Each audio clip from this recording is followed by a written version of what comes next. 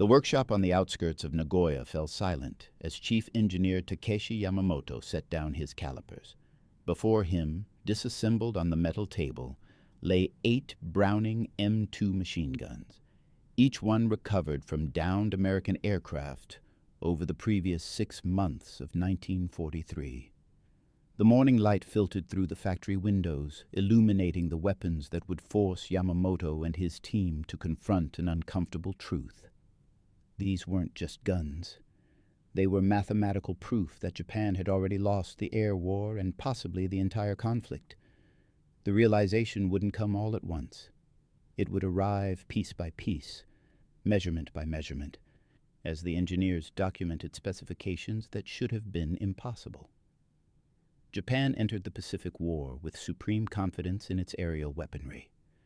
The Imperial Japanese Navy Air Service equipped its aircraft with a combination of 7.7mm machine guns and 20mm cannons, a mixed armament philosophy that reflected carefully considered tactical doctrine. The Type 97 machine gun, chambered in 7.7mm, served as the standard light armament, firing at approximately 1,000 rounds per minute. For heavier punch, Japanese fighters and bombers carried the Type 99 cannon, a 20mm weapon adapted from the Swiss Oerlikon design. Japanese military doctrine emphasized the devastating power of cannon shells against aircraft structures. A single 20mm explosive round could tear through an aircraft's wing spar or puncture its fuel tank with catastrophic results. The Type 99, though firing at a relatively modest rate of 500 rounds per minute, delivered shells weighing 4 times as much as rifle-caliber bullets. If you're enjoying this deep dive into the story, hit the subscribe button and let us know in the comments from where in the world you are watching from today. This armament philosophy made tactical sense in the early war years. Japanese pilots, rigorously trained in aerial gunnery and often veterans of combat over China, trusted their ability to close to optimal firing range, typically between 100 and 200 meters, where a short, accurate burst from their cannons would destroy an enemy aircraft. The Zero Fighter, which dominated Pacific skies in 1941 and 1942, carried 2 7.7mm machine guns in the nose and 2 20mm cannons in the wings. This configuration provided flexibility. Machine guns for ranging fire and harassment, cannons for the killing blow. The doctrine assumed Japanese pilots would maintain the initiative, choosing when and where to engage enemy aircraft. It assumed dogfights at close quarters, where Japanese aircraft's superior maneuverability would prove decisive. American pilots, however, brought a different philosophy to the Pacific. Rather than rely on a mix of light machine guns and slow-firing cannons, the United States Army Air Forces and Navy standardized on a single weapon type, the 50-caliber Browning M2 machine gun. Designed by John Moses Browning in the aftermath of World War I, the M2 had evolved into the most reliable heavy machine gun in existence. American fighters bristled with these weapons. The P-38 Lightning carried 4 50-caliber guns in its nose, concentrated for devastating effect. The F-4U Corsair mounted 6 of them in its wings. The P-47 Thunderbolt, perhaps the most heavily armed single-engine fighter of the war, carried 8 50-caliber Brownings with over 3,000 rounds of ammunition. Even American bombers transformed into flying fortresses, with B-17s eventually mounting 13 50-caliber positions and B-24 Liberators carrying 10. The American tactical doctrine emerged from this standardization. Rather than close to knife-fighting range like Japanese pilots, American aviators used superior speed and firepower to attack from distance, typically opening fire between 400 and 600 meters. The 50-caliber rounds, each weighing just under 2 ounces and traveling at nearly 3,000 feet per second, retained lethal energy across these longer ranges. More importantly, American pilots could sustain fire for extended periods.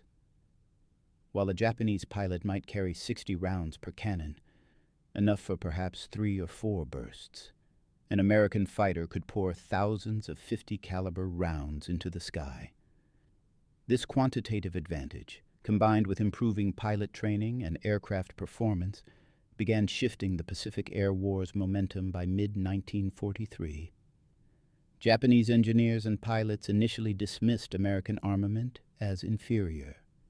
The 50 caliber bullet, after all, weighed significantly less than a 20-millimeter shell and carried no explosive charge.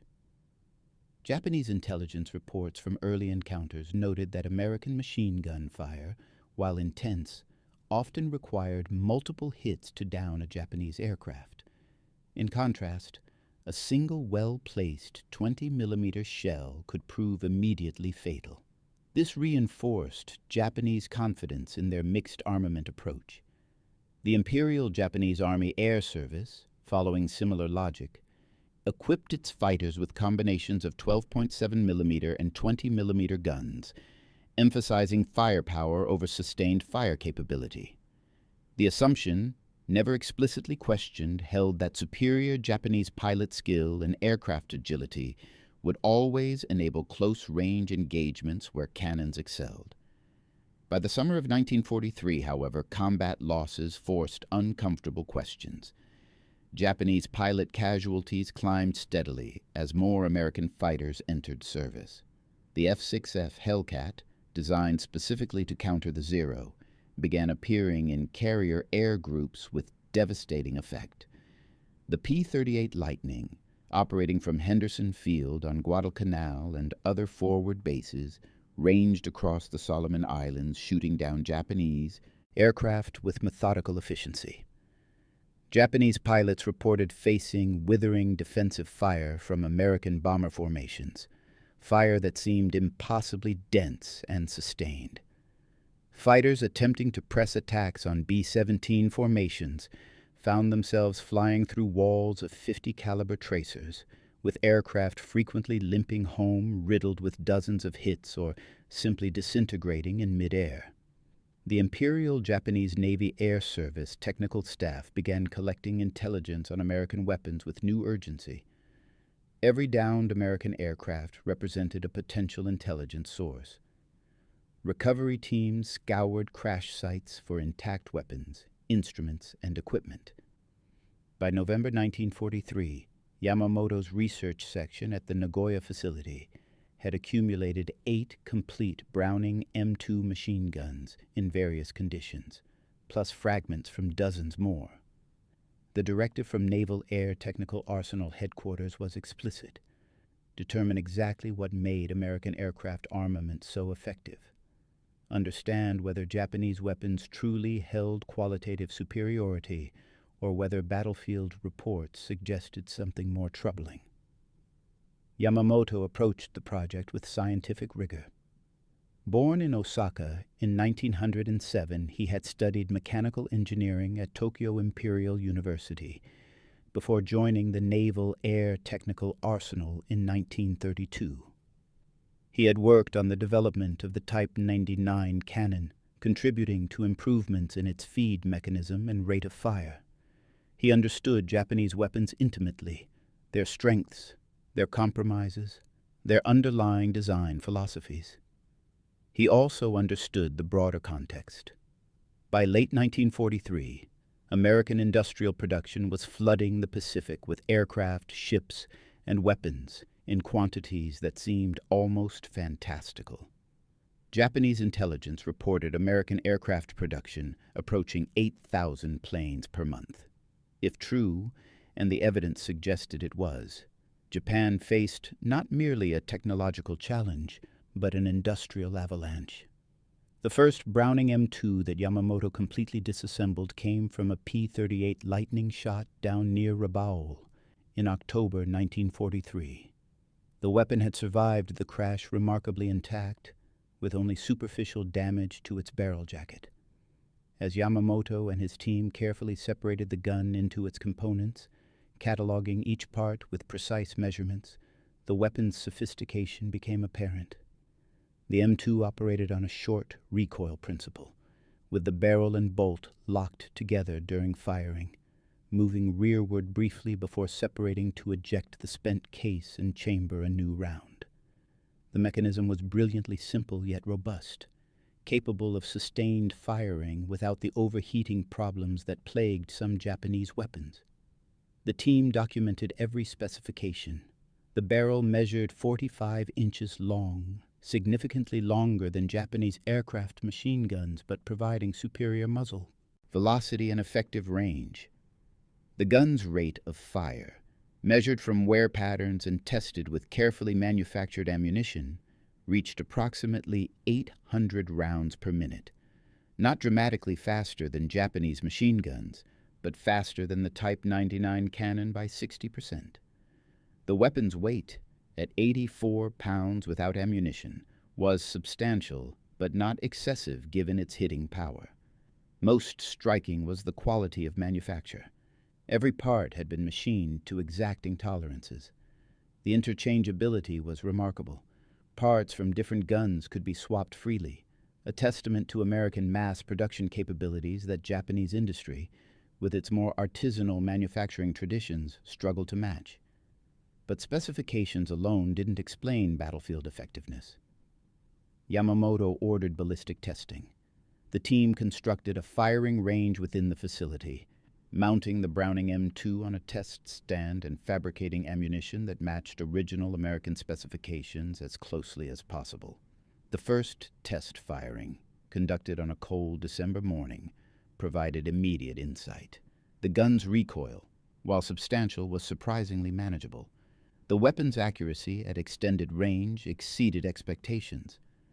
At 400 meters, the distance at which American pilots reportedly opened fire, 50 caliber rounds consistently struck within a 1-meter circle. The team fired sustained bursts, documenting the weapon's reliability. After 500 rounds, the gun showed no signs of malfunction or excessive heating. Japanese engineers then compared these results against their own weapons. The Type 97 machine gun, firing 7.7 millimeter rounds, showed good accuracy at close range, but rapidly lost effectiveness beyond 300 meters. The lighter bullets simply shed velocity too quickly. The Type 99 cannon, despite its devastating explosive shells, suffered from slower rate of fire and limited ammunition capacity. Japanese fighters typically carried only 60 rounds per cannon, and the weapon's recoil made sustained firing difficult. A pilot might get 3 or 4 good bursts before exhausting his ammunition. In contrast, American fighters carried hundreds or even thousands of 50 caliber rounds, enabling pilots to fire repeatedly during an engagement. The psychological impact on Yamamoto's team grew with each test and measurement. These weren't crude weapons hastily manufactured by an industrial giant with more quantity than quality. The Browning M2 represented sophisticated engineering, refined through decades of development, and manufactured with precision that matched or exceeded Japanese standards. Moreover, the Americans were producing these weapons by the tens of thousands. Intelligence estimates suggested American industry manufactured approximately 200,000 Browning M2 machine guns during the war years, more than Japan's entire output of all aircraft weapons combined. Yamamoto compiled his preliminary findings in January 1944. The report, classified and distributed only to senior naval aviation staff, made uncomfortable reading. The 50 caliber Browning M2 wasn't inferior to Japanese weapons. It was, in most practical measures, superior. Its combination of hitting power, range, reliability, and sustained fire capability exceeded anything in Japanese arsenals. More troubling, American tactical doctrine exploited these advantages perfectly. American pilots didn't need to close to point-blank range where Japanese maneuverability might prevail. They could attack from distance, pouring thousands of rounds into the target zone, overwhelming Japanese aircraft through sheer volume of fire. American bomber formations, each aircraft mounting 10 or more 50 caliber guns, created defensive fire zones so dense that Japanese fighters couldn't penetrate without catastrophic losses. The report raised obvious questions. Could Japan develop comparable weapons? Technically, yes.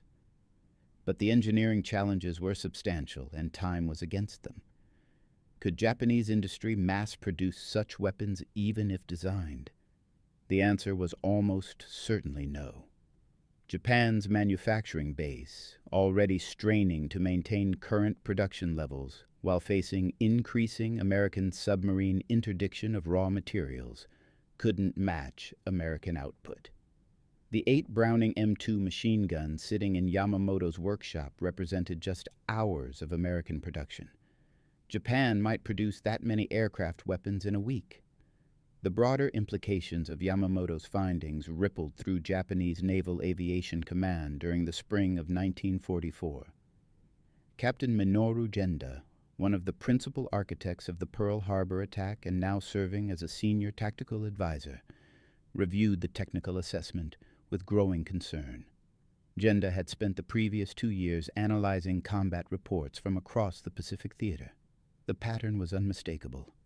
Japanese air superiority, so absolute in 1941 and early 1942, had evaporated. American fighters now dominated the skies from the Aleutians to the Solomon Islands. The reasons were multiple: improved American aircraft design, better pilot training, superior logistics.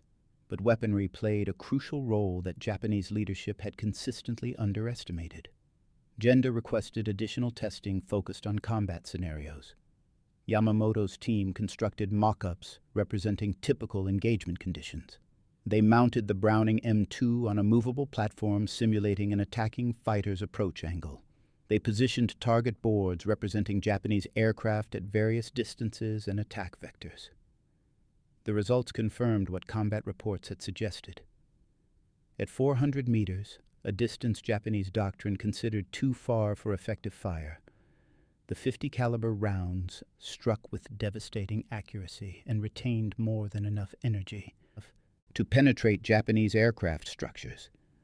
The team fired at mock-ups constructed from actual Zero fighter components, salvaged from damaged aircraft. At 400 meters, .50 caliber rounds punched through the Zero's relatively thin aluminum skin with ease, continuing through internal structures and exiting the opposite side. The Zero's legendary maneuverability came partly from its lightweight construction, but this same design philosophy made it vulnerable to heavy machine gun fire. Japanese engineers tested American armor-piercing and incendiary ammunition types recovered from various sources. The armor-piercing rounds, with their hardened steel cores, could penetrate the armored glass of Japanese cockpits at ranges exceeding 500 meters. The incendiary rounds, filled with a mixture designed to ignite upon impact, proved particularly devastating against fuel tanks and hydraulic lines. American mixed their ammunition belts carefully, typically loading combinations of armor-piercing, incendiary, and tracer rounds. A burst of 50 rounds might contain 15 armor-piercing, 15 incendiary, 15 ball ammunition, and 5 tracers. This mixture ensured that any sustained burst would likely include rounds optimized for whatever target presented itself. Yamamoto's team also examined the manufacturing quality in detail. Each Browning M2 bore stamped markings indicating manufacturer and production date. The guns in the workshop had been manufactured by different American companies: Colt, High Standard, Frigidaire, even the AC spark plug division of General Motors. Despite coming from diverse manufacturers, the weapons showed remarkable consistency in quality and interchangeability. This spoke to sophisticated production coordination that Japan couldn't replicate. Japanese weapons production remained largely concentrated in naval arsenals and a handful of specialized manufacturers, with limited standardization between facilities. An aircraft mechanic at one Japanese airfield often couldn't easily swap parts with weapons from another facility due to slight manufacturing variations. The psychological burden of these discoveries weighed heavily on Yamamoto and his fellow engineers. They were loyal Japanese citizens, many with family members serving in the armed forces. The realization that their nation faced technological and industrial disadvantages so profound challenged core assumptions about the war's inevitable outcome.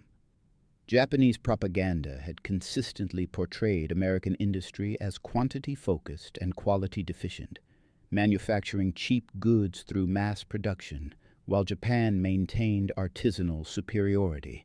The Browning M2 machine guns dismantled this narrative. These weapons represented both mass production excellence and engineering sophistication, the worst possible combination for Japan to face. By April 1944, Yamamoto's research expanded to include tactical analysis. The team interviewed Japanese pilots who had survived encounters with heavily armed American fighters. Lieutenant Saburo Sakai, one of Japan's top surviving aces with over 60 confirmed victories, provided particularly valuable insight during a debriefing session at Nagoya. Sakai had been severely wounded in 1942 during combat near Guadalcanal, losing sight in his right eye to .50 caliber fire.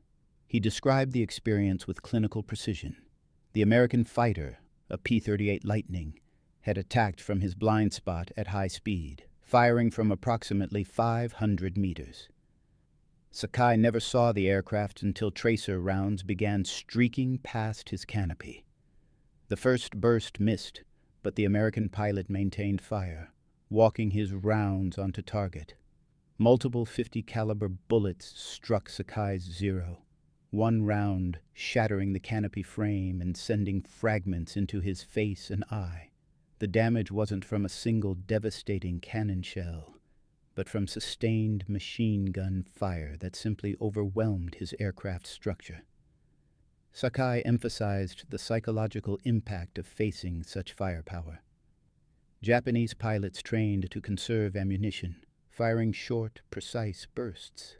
American pilots, he noted, seemed to fire continuously during attacks, creating walls of tracers that were terrifying to fly through. The psychological effect demoralized even experienced pilots. Knowing that an American fighter could sustain fire far longer than you could return it created tactical paralysis. Japanese pilots increasingly avoided engagement when outnumbered or when low on ammunition, whereas American pilots pressed attacks aggressively, confident in their weapons' sustained performance. The research team also examined American bomber defensive armament in detail.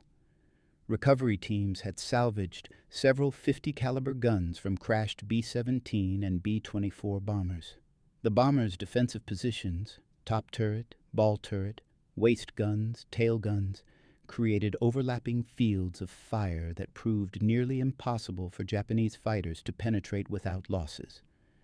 Combat reports from units attacking American bomber formations documented horrific casualty rates.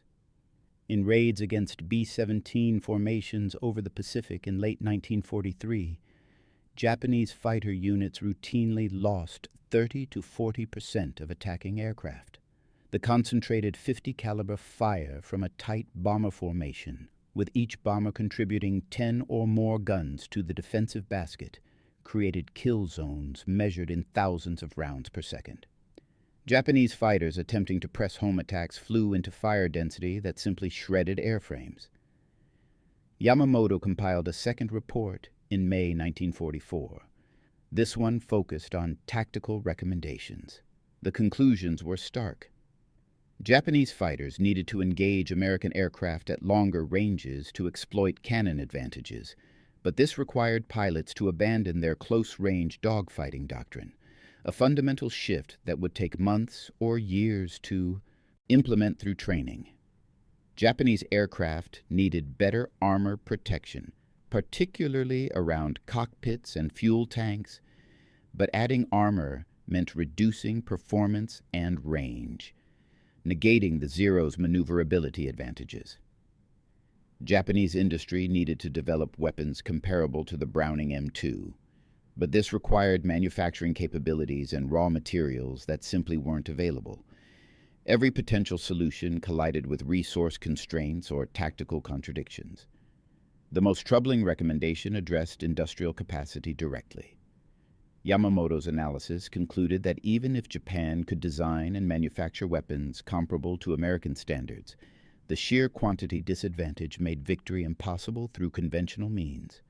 American industry was producing not just more aircraft, but more of everything: more ammunition, more spare parts, more trained personnel.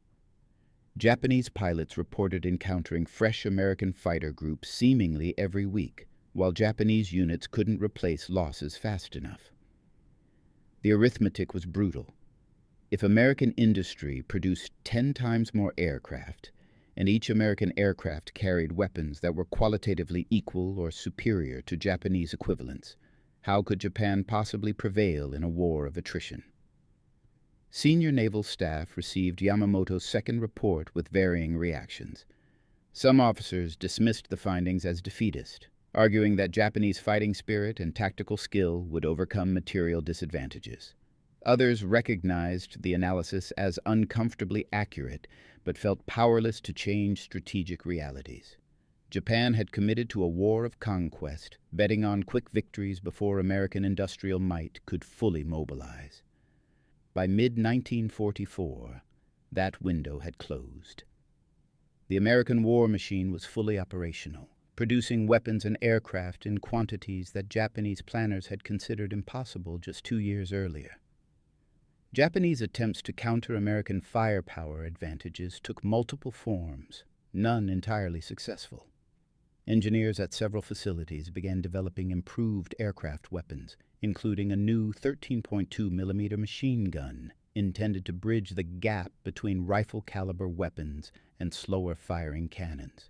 The weapon never entered significant production due to manufacturing constraints and raw material shortages. Another project sought to increase ammunition capacity in Japanese fighters, allowing pilots to sustain fire longer during engagements. This proved technically feasible but required aircraft redesigns that diverted engineering resources from other critical projects. The Japanese Army Air Service experimented with mounting additional cannons on fighters, creating heavily armed interceptors specifically for attacking American bomber formations.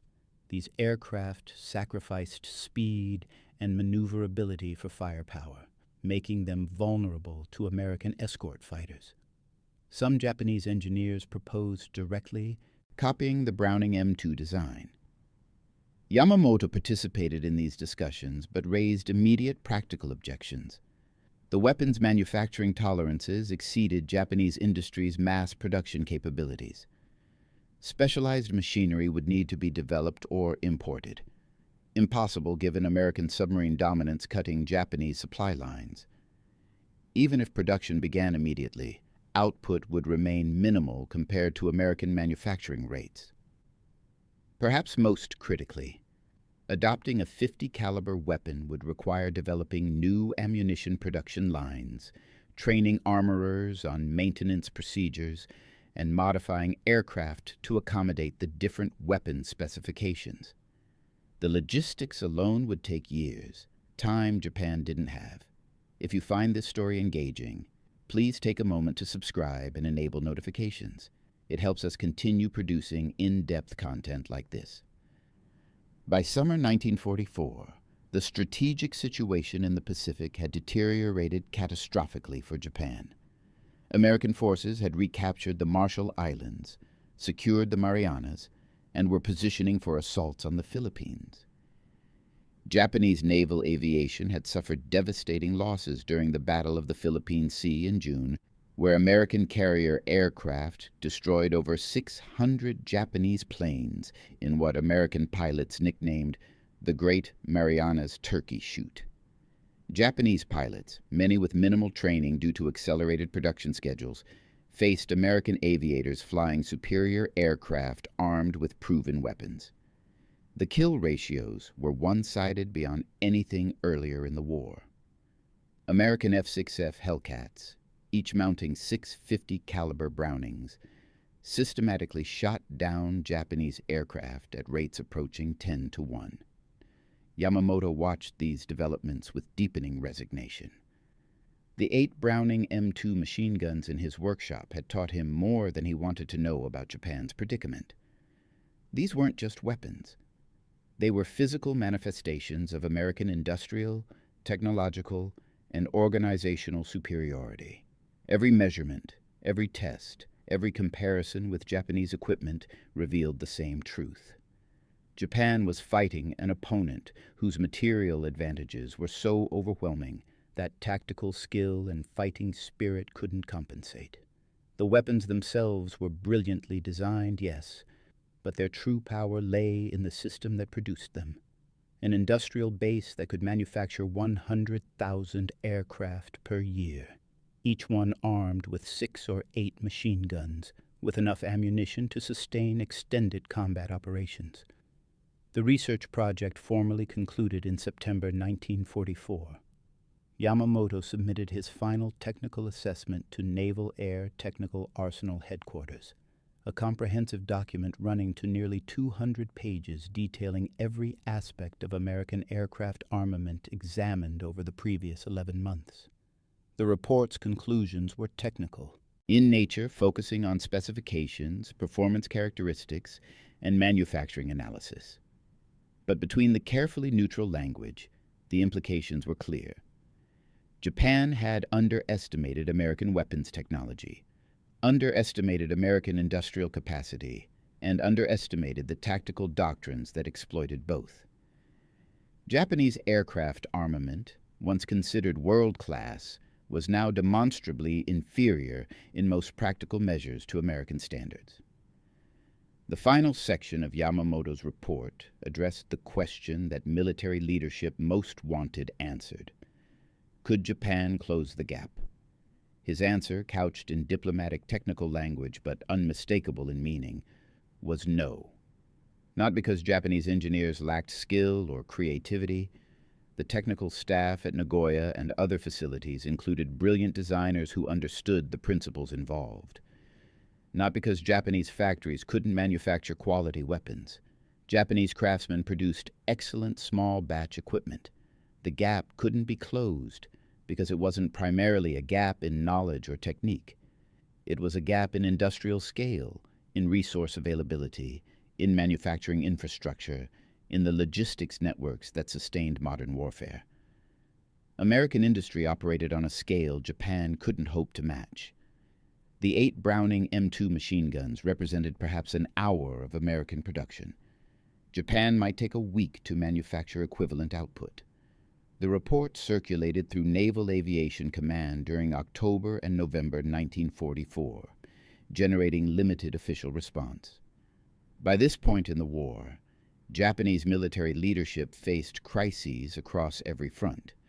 American forces were advancing through the Philippines.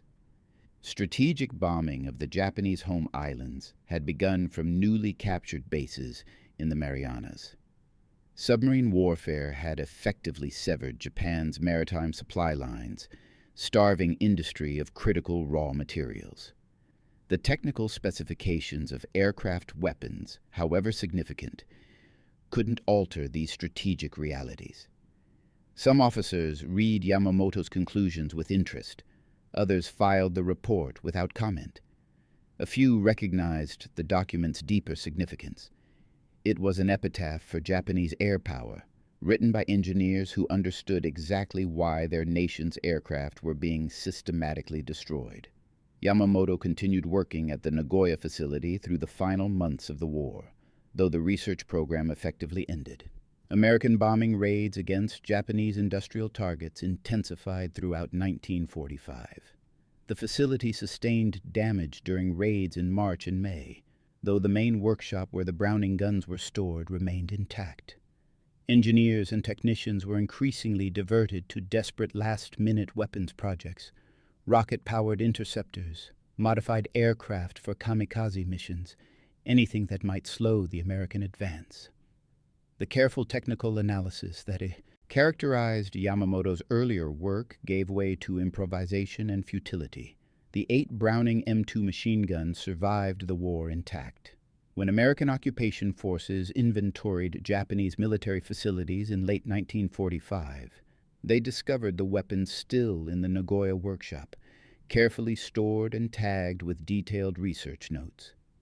American technical intelligence officers photographed the setup with some amusement, impressed by the thoroughness of Japanese analysis, but darkly aware that this research had come far too late to affect the war's outcome. The guns were eventually returned to American military stocks, their brief sojourn through Japanese research facilities leaving no lasting mark beyond the reports they generated. Yamamoto survived the war and continued working in engineering, though not in military applications. He found employment with a Japanese manufacturing company during the post-war Reconstruction period, applying his technical skills to civilian products. He rarely spoke about his wartime research, and his detailed reports on American weapons remained classified by both Japanese and American authorities for decades. When portions of his work were finally declassified in the 1970s, military historians recognized the documents as remarkably prescient. Yamamoto had understood, earlier than most Japanese military personnel, the fundamental nature of the Pacific War's outcome. It wasn't decided by dramatic carrier battles or jungle fighting or even atomic weapons. It was decided in factories, by production lines, by industrial systems that Japan couldn't match and couldn't counter. The specific technical insights from Yamamoto's research proved valuable to post-war aviation development, though not in ways he could have anticipated during the war. Japanese aircraft designers studying American weapons after the war used this analysis to understand design principles that would inform Japan's post-war aviation industry.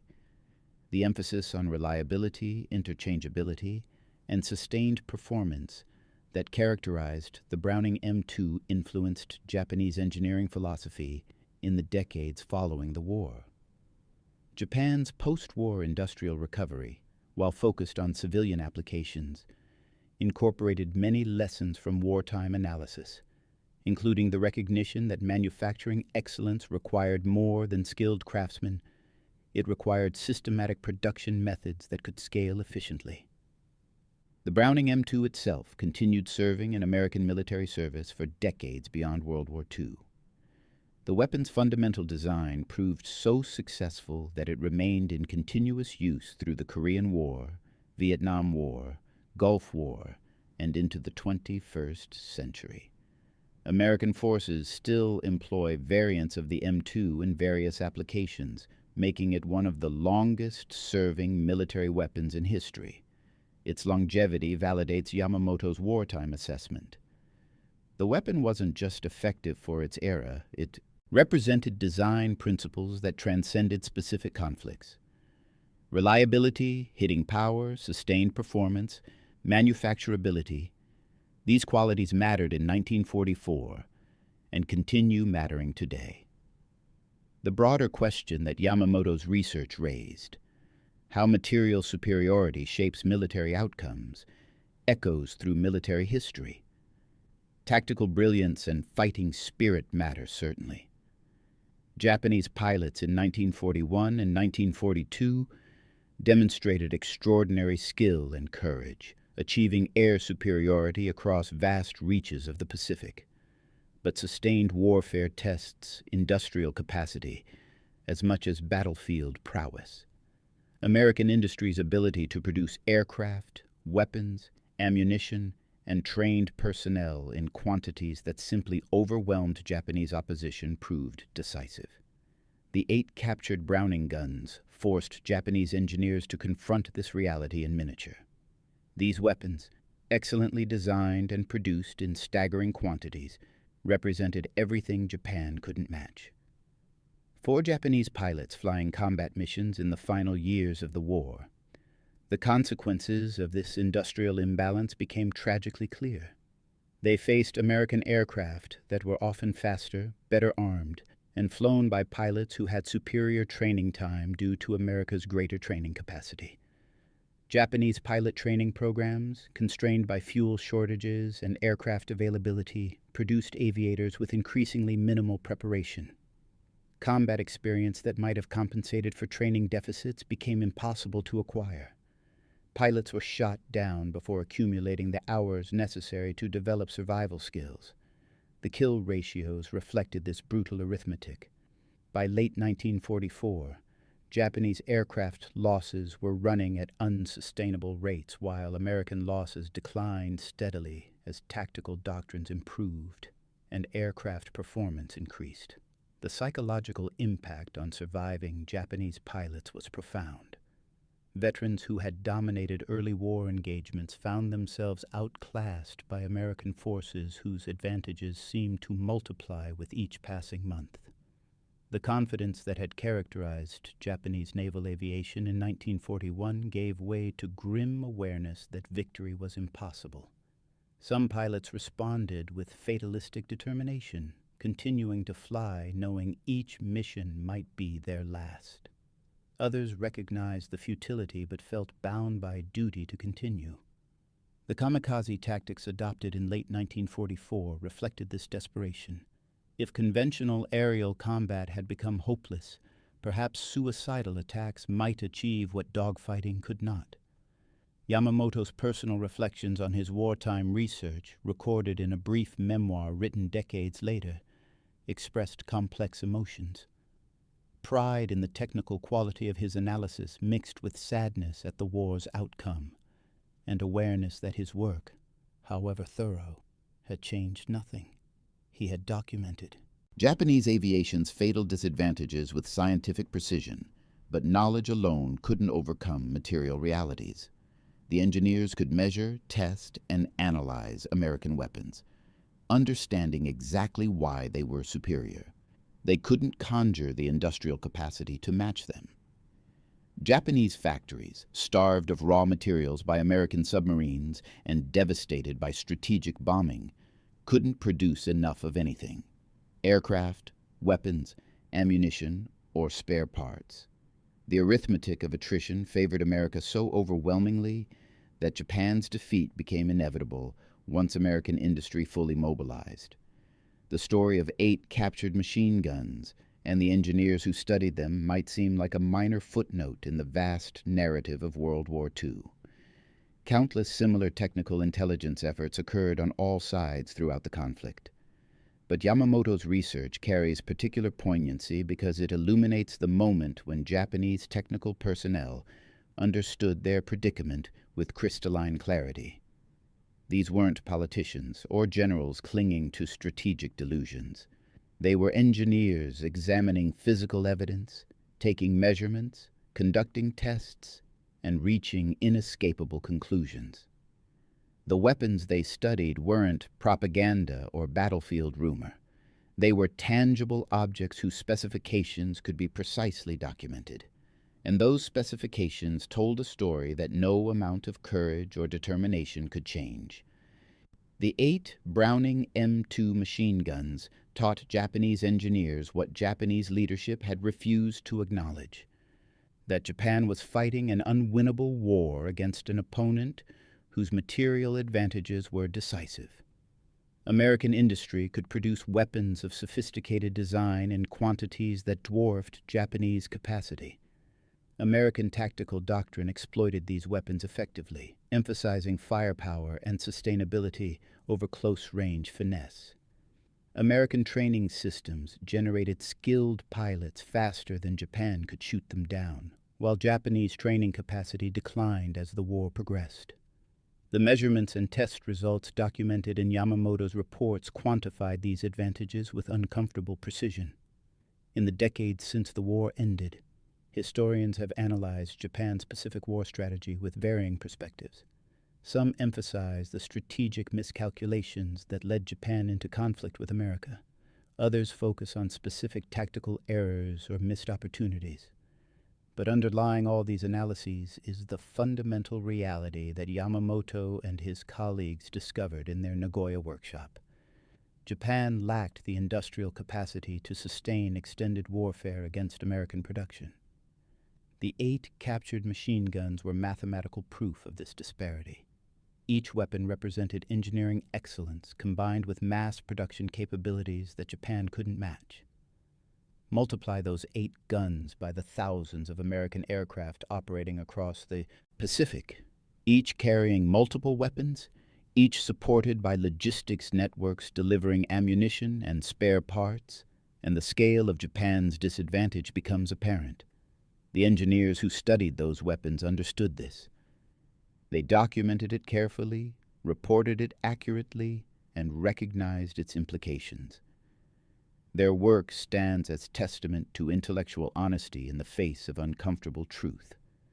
They could have minimized American advantages, emphasizing Japanese weapons' strengths while downplaying their weaknesses.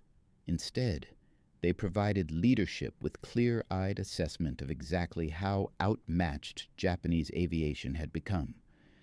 That their reports changed nothing reflects the war's trajectory by 1944, not the quality of their analysis. Today, the Browning M2 machine gun remains in service with military forces worldwide, a testament to John Moses Browning's genius and to the engineering principles that made the weapon so effective. For the Japanese engineers who studied captured examples in 1944, these guns represented something beyond mere weapons. They were evidence of an industrial and technological gap too wide to bridge, proof that the war was already lost regardless of battlefield courage or tactical ingenuity. The machines themselves were impressive. The system that produced them in overwhelming quantities was unstoppable. Thank you for watching.